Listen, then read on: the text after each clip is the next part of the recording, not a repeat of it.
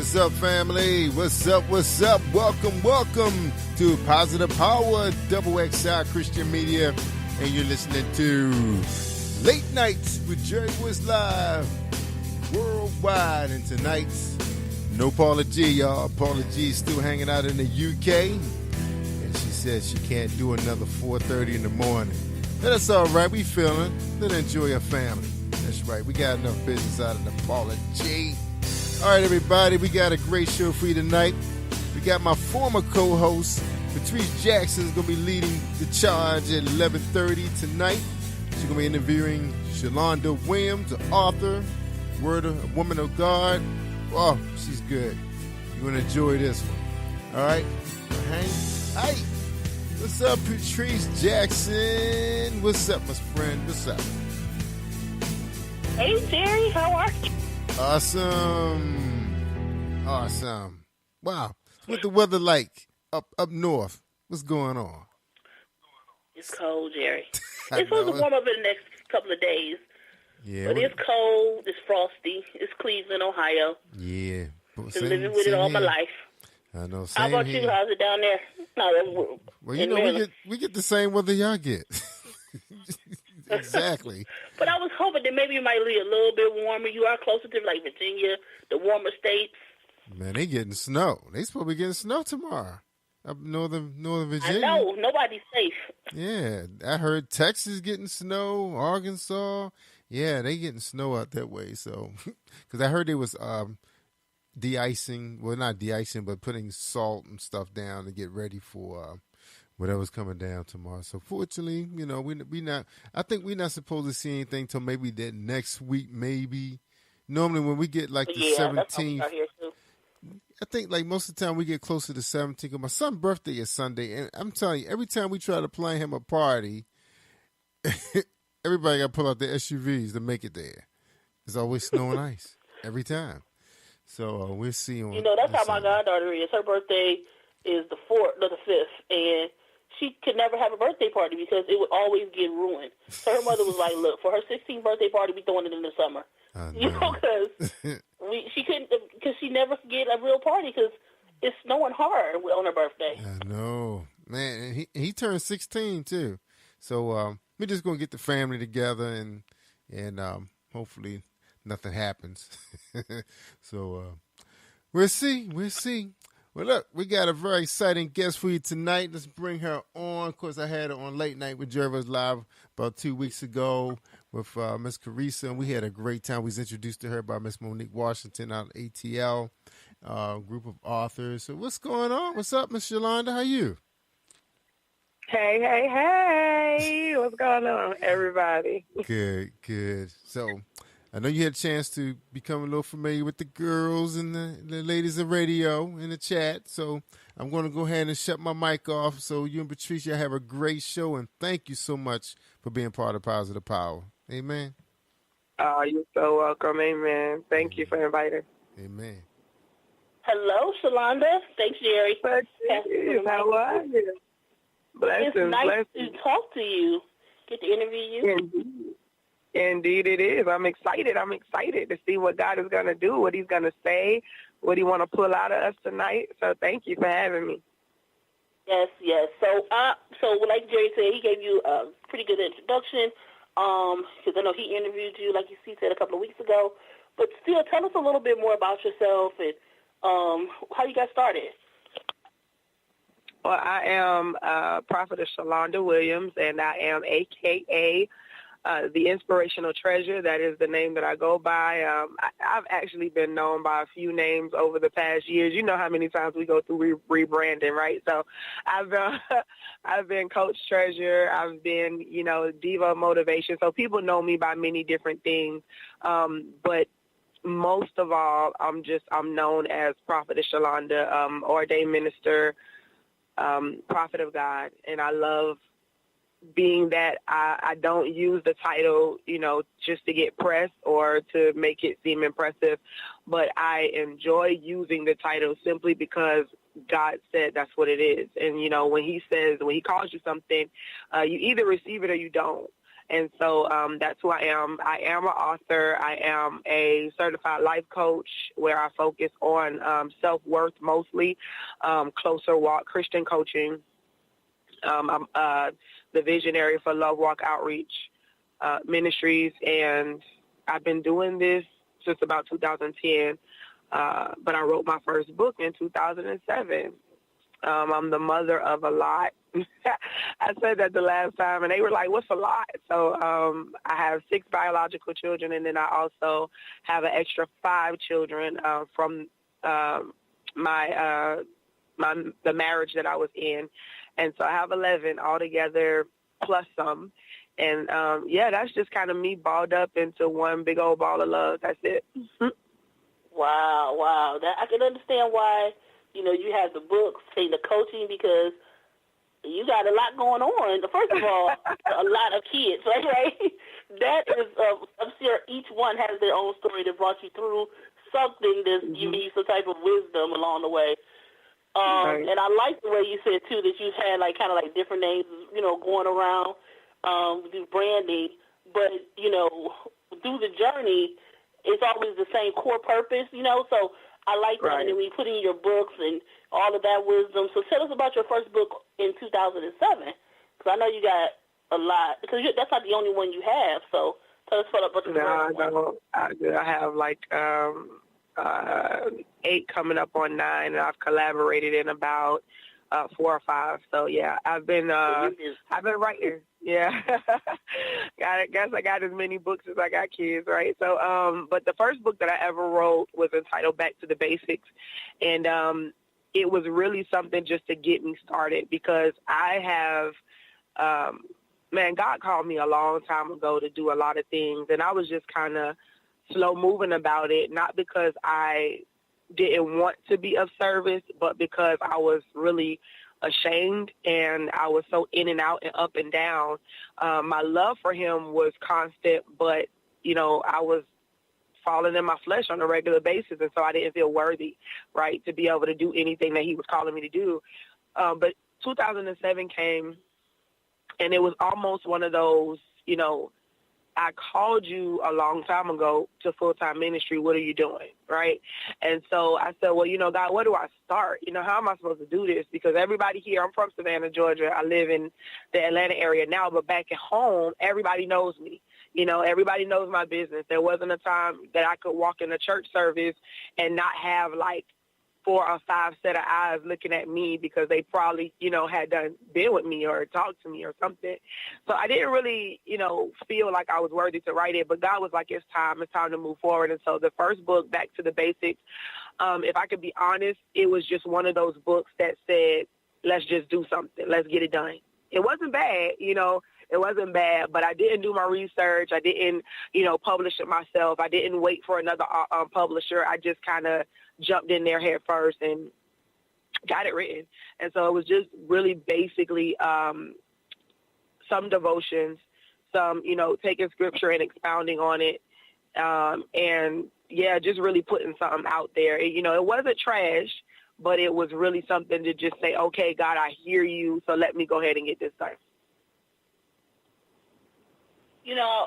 I think it's important to, kind of revisit, like you said, you kind of just put it out there, because sometimes, especially when you kind of got a little bit off track, sometimes you just got to get all of it out, right, and just put it out there, and put it in the book, and just that gives you the opportunity to get all of the jumbleness, to me, for lack of words, out of your head, put it on paper, get it out there, and then from there you have opportunities to break all of it down and grow from there. And grow from it, yeah.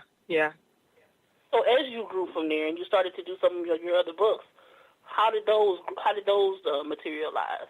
What was the next one? Yeah, let me tell you. So here's how crazy it all was. I mean, as scattered-brained as I am, right? So everything just happened like that. So I did the book.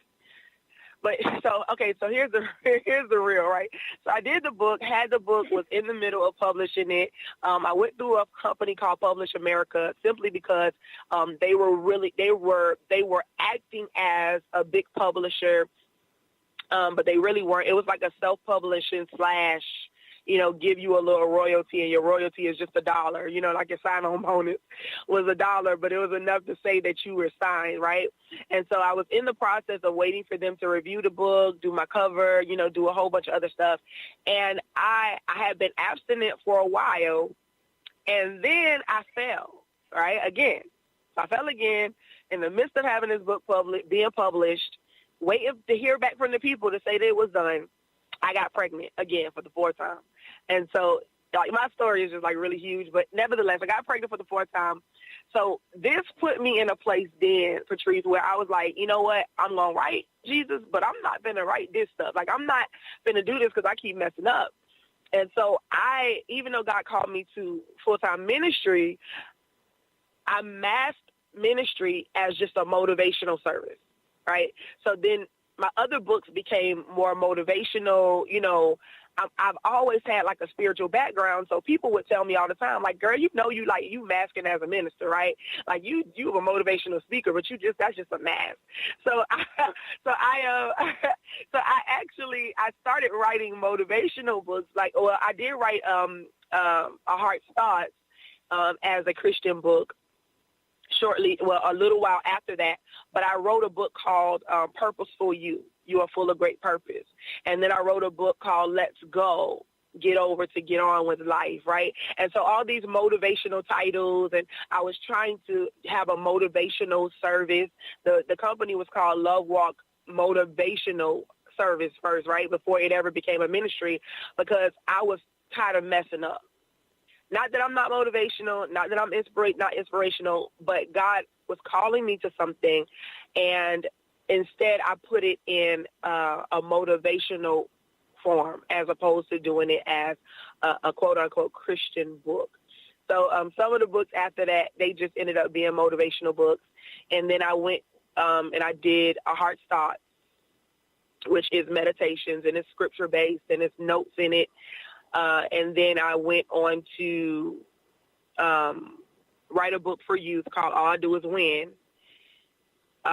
And then the book that I did after that was really huge, and I talked about this, when I interviewed before, and it's entitled From Trash to Treasure, Testimony of Hopelessness, Homelessness, and Deliverance. And the gist of that book was to show how deliverance looks totally different sometimes than what we expect it to look like. And so that's been my baby for some years. And then I have a book coming out next year, January, entitled No, I'm Not Okay. Wow. I know, right? I want to congratulate you on the titles, right? Because I love the titles.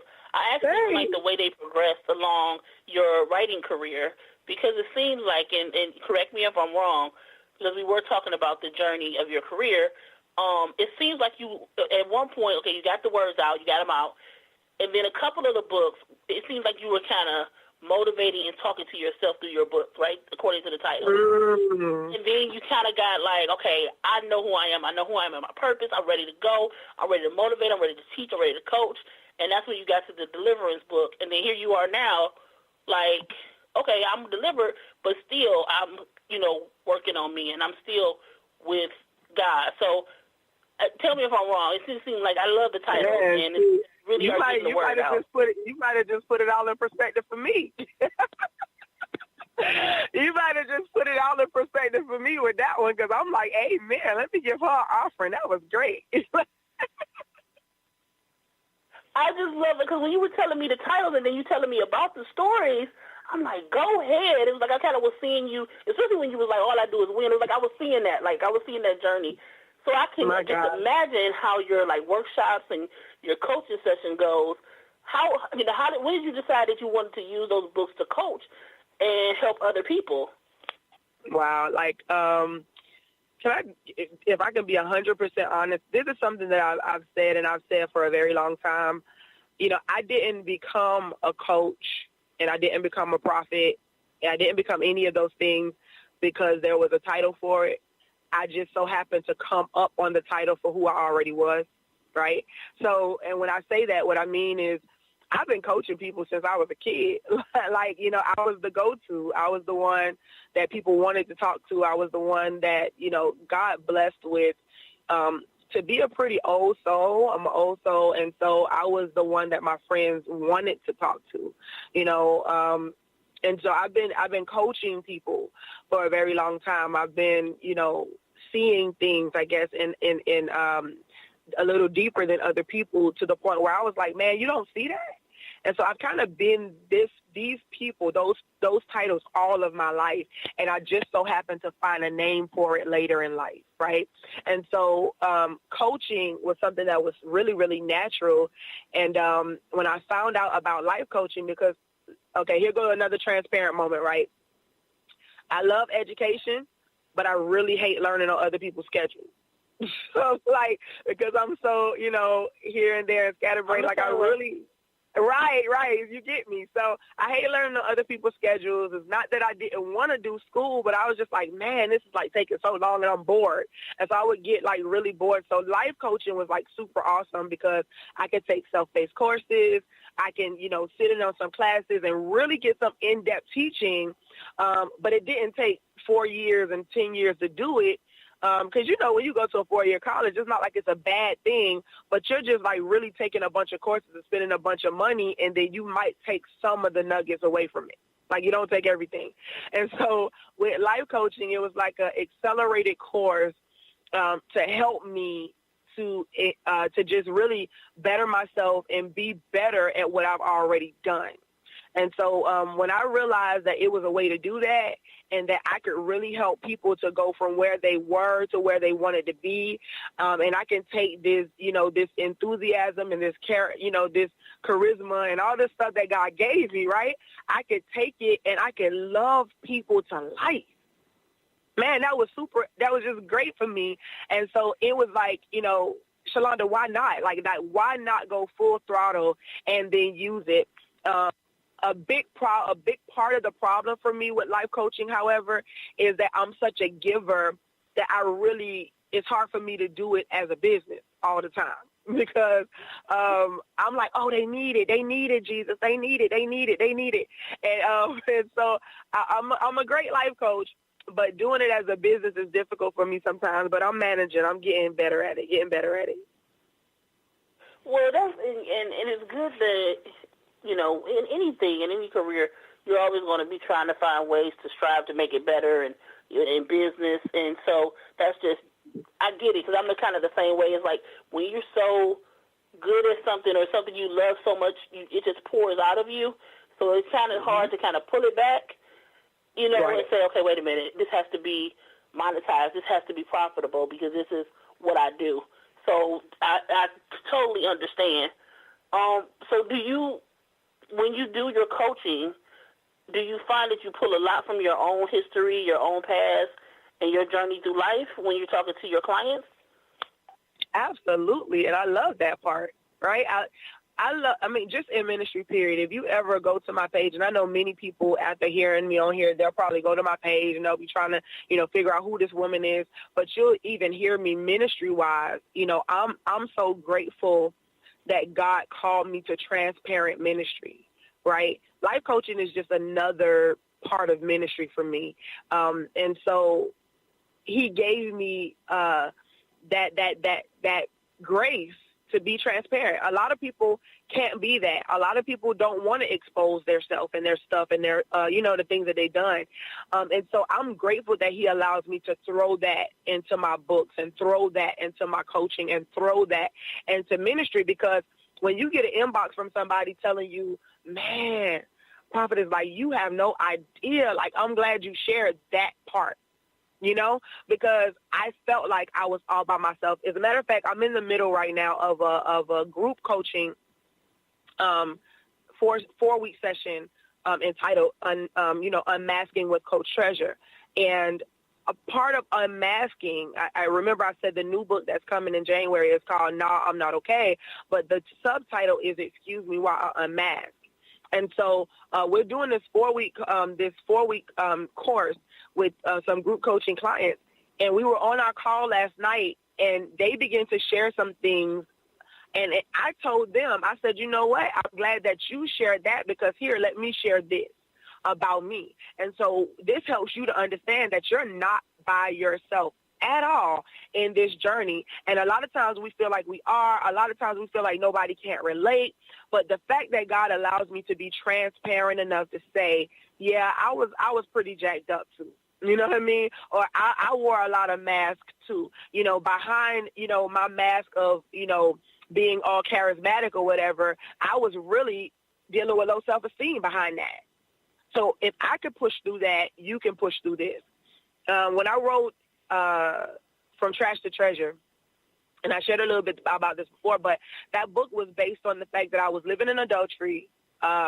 He had been separated for 2 years, but, you know, in the kingdom, marriage is still married until you ain't married no more, right? But, you know, to the world, it's okay to date when you're separated and all that other stuff. But it's adultery to us, right? So I was living in adultery with this guy, got pregnant again for the 5th time, and I lost my voice. Couldn't say anything anymore. Didn't really know how to pray anymore or open my mouth and tell God I really needed him because I felt ashamed once again.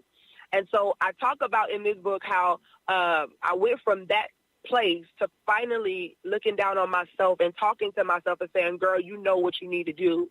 And I cried out for God to deliver me. After that, things seemed to get better with me and him. So at first I thought, okay, God, you done fixed it. And then shortly after that, we had to move out because the landlord was selling the place where we lived. And I became homeless. For the first time ever, I became homeless.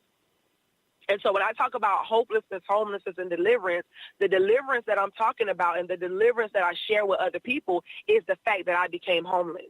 And so some people will say, well, how is that a blessing? How is that deliverance? And so in the book, I begin to explain how that's deliverance and how sometimes we look at life and we don't really even realize that the things that may seem like the worst punishment sometimes are our greatest lessons and our greatest deliverance. So, yeah, to be able to be transparent and to be able to share this life stuff with people and to help them know that they are not by themselves, man, that's liberating in itself. It helps me to stay free, if that makes any sense at all. Oh, it makes a lot of sense. It makes a whole lot of sense because in this day and age, don't get me wrong, I think that everybody has a story to tell, and that when they do become vulnerable and, you know, and tell their story, it's going to help. But in this day and age, it's trending to be a coach, right, and life coach. But sometimes when the people, they put that title on, they want to just tell people what to do. Like, I know better for you. I know your life. This is what you should do.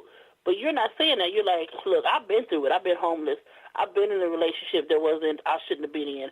Or I knew I had a purpose and I knew I had this calling, but I was in something that made me not feel secure in myself, so I wasn't able to move in it. You know, and you're not just saying you need to do this. You're saying it.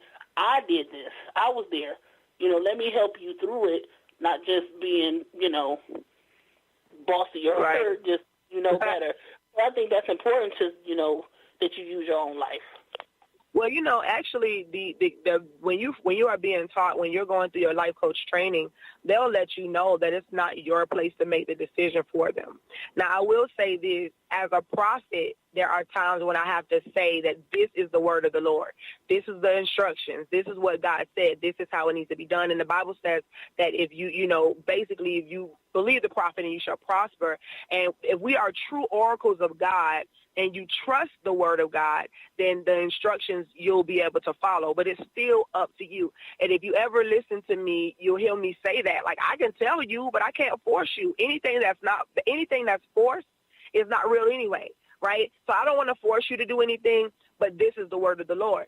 But as a life coach, it's my job to be able to help you to see clearly, to be able to push past, you know, what it is that you are feeling and thinking and what you can't sort through. But even after we've already sorted through it, now I need you to make a decision for me. Now I need you to make a decision for you. Now I need you to make a decision for your children. Now I need you to make a decision for your relationship with God. And what is it going to be? You know, when you're coaching with me, you might hear me say, okay, this is the assignment. This is what I need you to do. And then they'll be like, but coach, you know, I don't really know. This is your life. This is your stuff. You can ask them. One of my criteria when we get ready to coach is that your 100% effort is mandatory. It's mandatory. You might as well not even spend your money with me if you're not going to give it 100%. Because this is your life. This is your life. This is what you need. This is what you have to have in order for you to break through. A lot of people, when they think about life coaching, they're like, oh, but, I could just sort through it myself. If you could sort through it yourself, you probably would have already did it, right? You probably would have already did it. And so we're there to help. We're not there to live for you. And a good life coach is not going to try to live for you. They're going to try to encourage you to make the choice yourself. But it's up to you to listen to the wisdom behind what they're there for. Yeah. You know what? And I'm glad that you said that you require that 100 participation, that you need to, really be there for the full thing, for the full process, or you're basically wasting your time, your money, your resources, everything. So tell me, tell us, because I know people are probably listening like, I want to work with her, I want to get the books. Where can we find your books? Where can we find your information and find you for the future, especially going into 2019, right? Yes, please link up in 2019. God's got some big, big, big, big things happening. I think you said earlier, you was like, I just know like your conferences, your sessions and stuff like live are really great. Well, they are, and I'm not boasting. Like I really love people, and so I think that in everything that I do, it exudes that. And so I do take pride in that. I take pride in the fact that God made me that way so that we can be effective. And so come 2019, again, the book is being released January 26th, starting in Atlanta first, and then we're going to travel with it.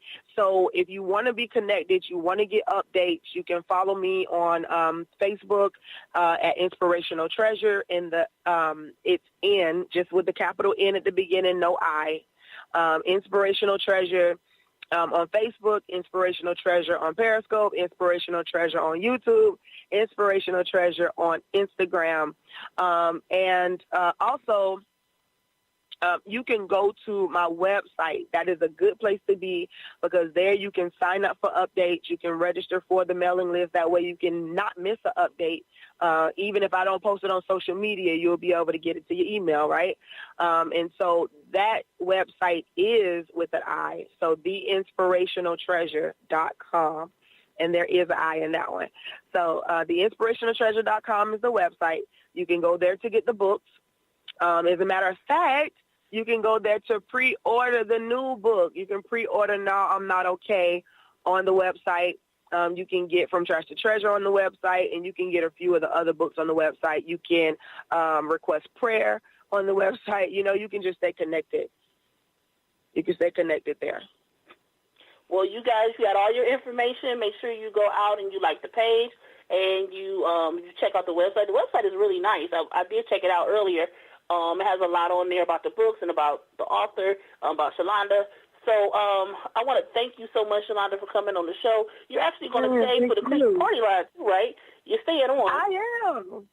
Okay, yeah, you got to stay with us with the ladies of late night. We got our girl Shay Sam as the moderator, the host, and we're going to have a great continuous of these conversations. We're going to go ahead and take a quick break before we bring on the party line and the ladies of late night. And we're going to take a music break by listening to 'Tis the Season by Micah Lee. So we'll turn it over to Jerry.